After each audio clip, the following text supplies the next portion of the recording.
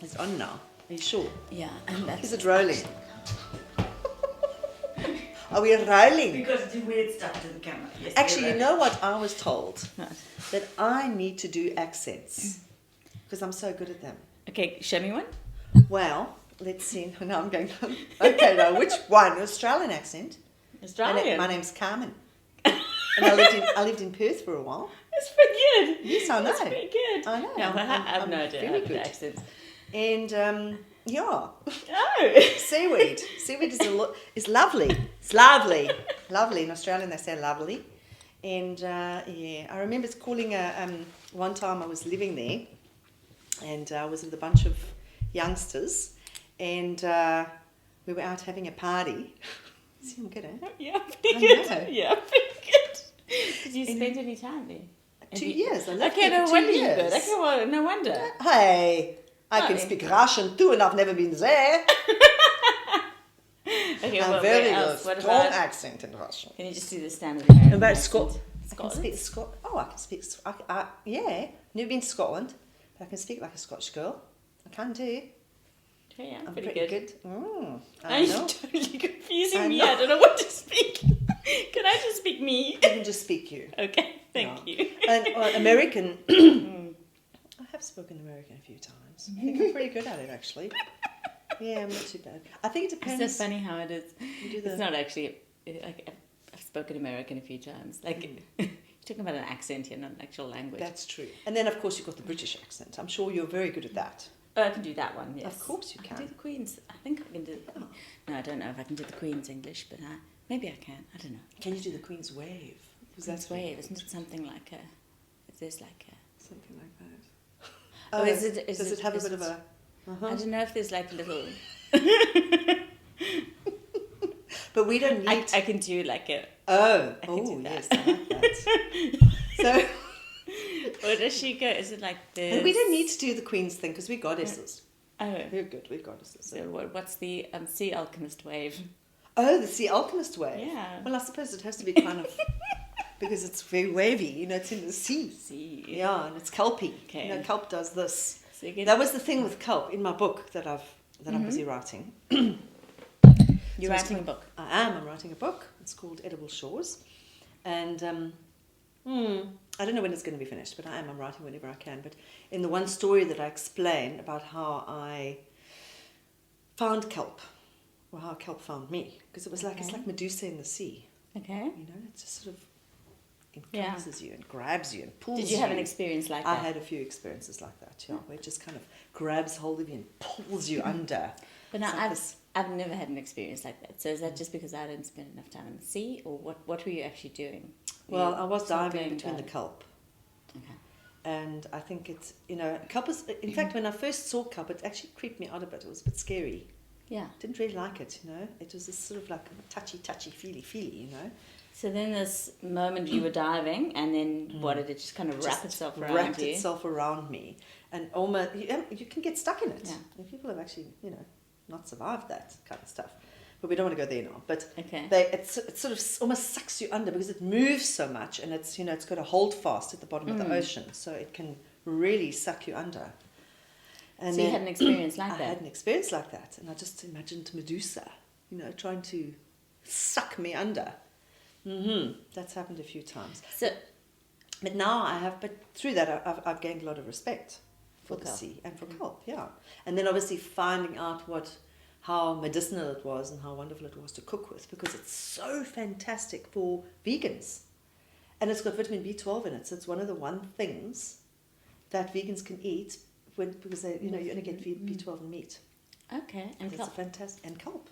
So it's a fantastic alternative to red meat.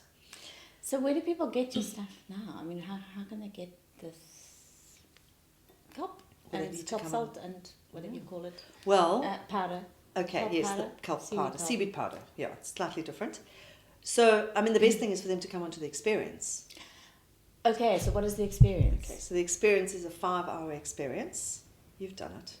Why are you Yeah. asking me? Well, because you got to put it on that little thing there. Oh, yes, them. we're on there. Somewhere, Okay, someone out so there is going it's to hear about it from us. So it's a 5-hour experience, okay? You obviously book in advance because I have a season The season starts in September, October. It's getting later every year, though, because it's It's all cold. changing. The weather's yuck. Yeah. And then it goes on till about March, April. And I'm normally fully booked for the season, so people have to book in advance. How often are you doing this? Like every week or every month? Well, yeah, it's from December through till April. It's pretty much five times a month. Wow. So every Saturday, maybe. Every Saturday, Sunday. maybe even a Sunday or a Thursday. Depends, because it's also has to be on the low tide. Spring tide is Okay. best, so we've got to sort of gauge it. So you do sort of a few days consecutively, so each day it's a bit later. And then, so we go down to the beach for about an hour, and then they... Tan, huh? No tanning, honey. You No know, tanning. you've done it. No tanning. I'm just thinking of Okay, those I people know. that I'm watching. Yes, then, no tanning. No tanning. So you And gotta have a it's- hat. Yeah. Got to have all your Bikinis? gear. No. You can do a bikini. Okay. Yeah, bikinis are good. Some people wear wetsuits, others wear bikinis. You just go Depends with on whatever. Exactly. Daring they are. And shoes, what kind of feet stuff do you need? It's best to wear something closed, so you get those nice water shoes Okay. that are really good that you can buy at Mr. Price. They're very cheap. But I mean, I don't want people to buy stuff. It's just you just arrive as you are. I mean, you can be barefoot. The thing is But that you the go- rocks are quite sharp. Okay. So you go walking in the rock pools and along the sand and... Yeah, you explore. How deep do you go? How deep are you Explore going into some- the water? You can, but people can choose. They don't have to go that deep. But you do. Yeah, you get in there. You swim, depending on the weather. Everything's Okay. weather dependent. So they're just going to look. They look and they do harvest. So we harvest okay. mussels. We harvest mussels, definitely mussels.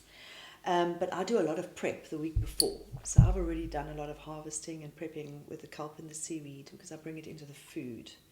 But they can. If they've got their license, they've got to have a license because it has to be sustainable. Okay. That's actually a priority. Sustainability. Let's come back to the sustainability just now. I think it's Okay. an important thing to talk about. So, if they have a license and they've made themselves legit to harvest from the seashore, then what can they collect when they're with you? Okay, so the license allows them to collect seaweed, kelp. You've actually got to have a license for kelp and seaweed, Okay. which is the mollusk license. Costs 94 Rand for a year. Okay. And with that, And does they that can then- apply to the whole coastline, or is it Absolutely. only specific areas? No. The whole, well, we've got the marine protected areas. And if you just go to Google and you Google marine protected areas in the Western Cape, So you can't go there, you can't go there. even with a license. Even with a license. Okay. So you will have areas that you can go to. And I always recommend that people don't go to the same place over and over again, that they choose different places. There's a lot of areas on the coast that you can go to that are untouched, that you can go and collect mussels and, and your So kelp and that's, seaweed. so that's all about keeping it sustainable, not taking too much from the environment. Absolutely. And doing it, obviously, all about board, having all the right, ticking all the boxes. Yes. You're allowed to be there. So then they're there and they gather kelp. Yeah, so they gather mussels. well, they don't really gather that much, but they have to have the license for the mussels. Okay. So even if you're just going to harvest mussels that day, you need your license for that.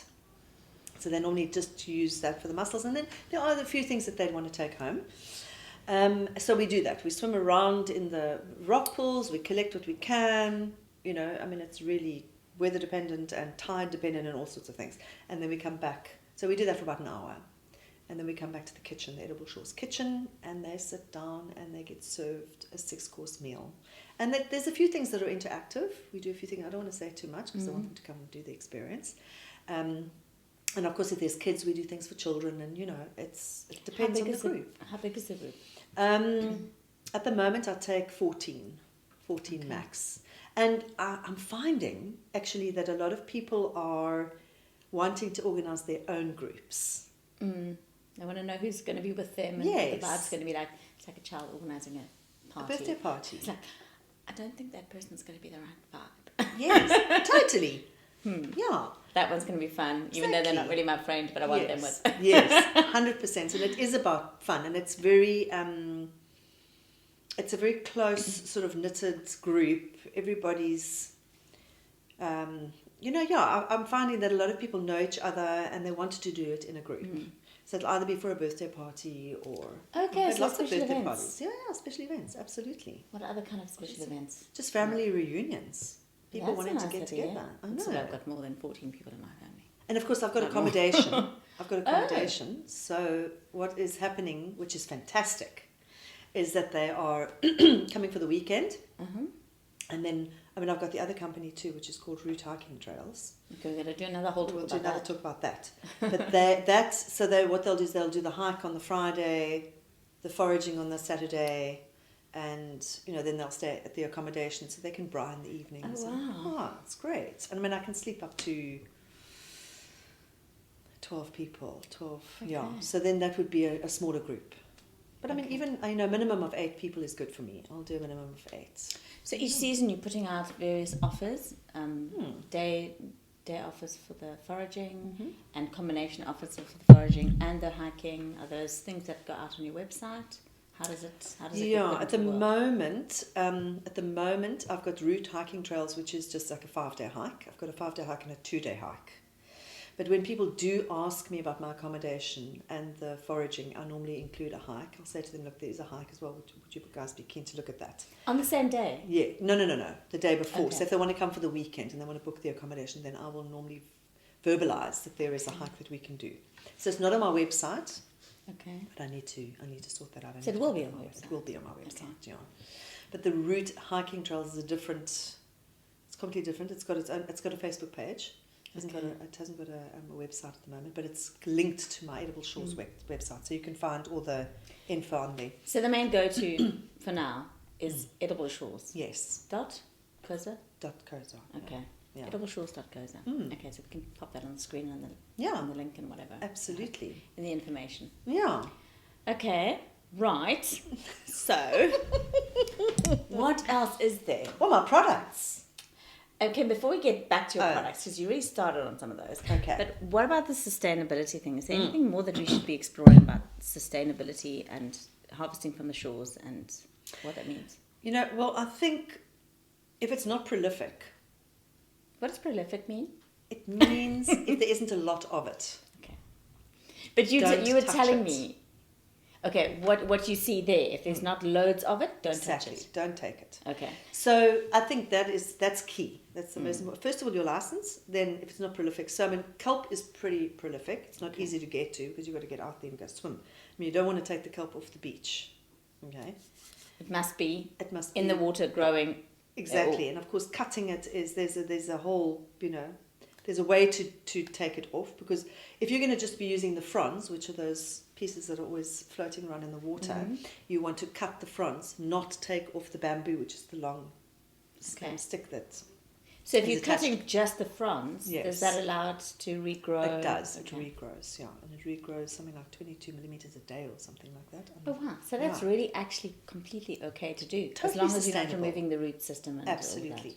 And I mean, obviously, the stipe has this, there's a reason why you would use the bamboo. And if you're specifically going to use it for a particular reason, take it.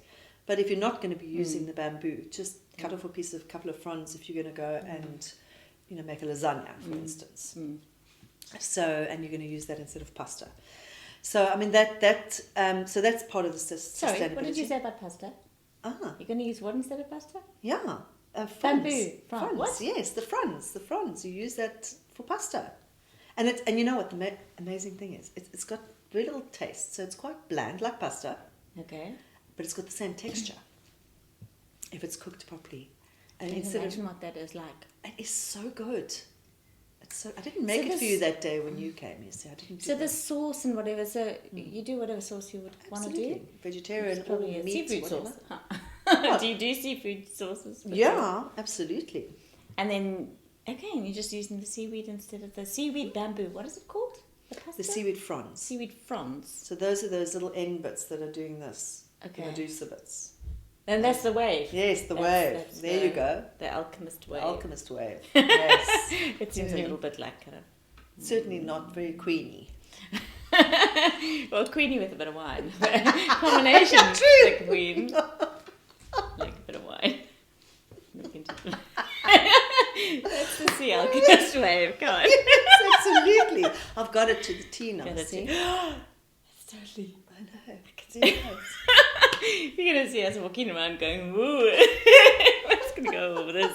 The sea alchemist wave. Yes, the wine. No. Okay, put it down. Put it down. So, water. There's a water. Sea alchemist wave. Okay, cheers. Cheers. Make sure you get the water. Right. So in terms of sustainability, it's really, if you've got your license, which we discussed another thing, got your license and you're only taking when there is a lot. So it is prolific. There is a lot. Yes. And then you can take it. If there's very little, rather don't touch it at all. And also moving around, not going to the same place all the time, I think is key. And also when you're harvesting it. So for instance, if you have something like nori, okay, which is a particular type of seaweed, or let's say the sea lettuce, which a lot of people know about because it's very green and pretty and you can put it in salads, that you are not pulling it off the rocks, but you're actually cutting it because then it regrows. Okay. So that all those little things are very, very important. Those are the basic principles. And you did mention to me suddenly, or since you've been doing this, a bunch more companies and things, or little businesses have started up, people offering similar kinds of things. So you're finding there are a lot more people doing this kind of harvesting of the seashores. And is that affecting things? Business for me. Well, are you concerned to stay with the sustainability element of it? Is that a concern? That does concern me a little bit because I'm just hoping that everybody is actually teaching the sustainability part of it, because it's actually very important. Because that's, the thing for me is the reason why I started doing this is because I wanted to share my knowledge. I just love sharing my knowledge, honestly and truly. And I found an opportunity, a gap in the market, so I could make money from it as well. So it was a bit of a win-win. And I think a lot of the people that have actually come onto the course have started up, which is fine because they've learned stuff and it's great. Get out there, do what you want to do. It's an opportunity. However, the sustainability is a bit of a worry. I'm just hoping that they are keeping it sustainable, because then, as long as you're putting out the key messaging, and if it is, then there's enough. There is going to be enough for people if people are doing it sustainably. Yes. And the whole thing of win-win is so important. Otherwise, how do you bring anything to the world if it's not win-win? 100%. So it has to be a sustainable business for you, and you have to offer things that people pay for and value. So yeah. And I mean, it is. I've been booked up fully every season, so I'm hoping I'm going to go there again this year. But you know what? I also love to go with the flow of life. The flow is just, for me, is just key. If it happens. But it must just, if it happens, it happens. If it doesn't, it doesn't. It's okay. But you're also starting another business now, or you have already started another business. I have. So you're obviously not busy enough. You want more. I do. Is it just your clients want, or your people, your customers want more? It's me. I just want more. I just always want more. And route hiking trails is kind of the new business.